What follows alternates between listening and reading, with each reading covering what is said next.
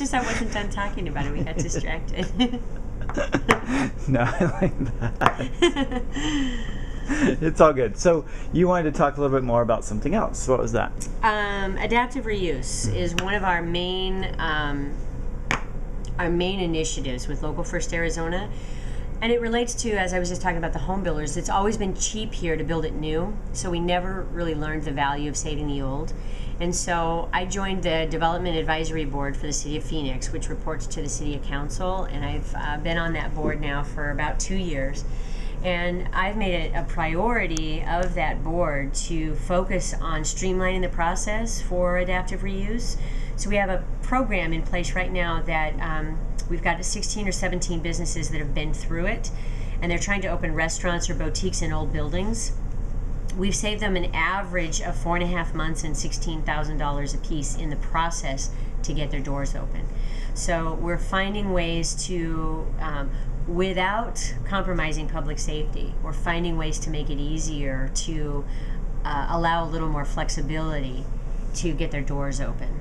So that's a huge accomplishment for us, because there are several buildings right now that are occupied that would normally be blighted and in danger of being torn down otherwise. Yeah, and a lot of redevelopment and revitalization programs around the country, and even in other parts, other cities in the area. I'm talking to Ruth in Avondale, who's the revitalization project manager there.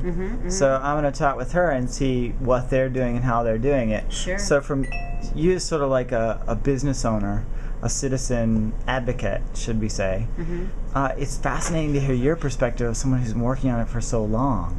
You know what I mean? What has been the change, or what have been some of the leverage points that you've used to actually get this through to the city that's it's important? It's twofold: economics and environmental. Those are the two main points. One is we are not going to have a 24/7 vibrant downtown if we can't figure out how to utilize these older buildings. They're here, they exist, they offer culture and variety, and they make a town feel like home. I always tell the joke to get people to understand where I'm coming from, that no one comes back from Chicago and says, man, they had an Applebee's and a Cheesecake Factory on the same corner. I love that town. No one says that. So when you think about cuisine or businesses... I do. Yeah. Cuisine or businesses, you start thinking about the unique independent businesses that make a place you feel connected to it. It feels like home. So using that argument and understanding that our politicians want to have a cool, vibrant town, they know what it feels like to travel to one. Sure. When you start talking about density, I always tease the people of Scottsdale. They all have enough money to travel to Europe. They love the sidewalk cafes and all those hustle and bustle. They love that.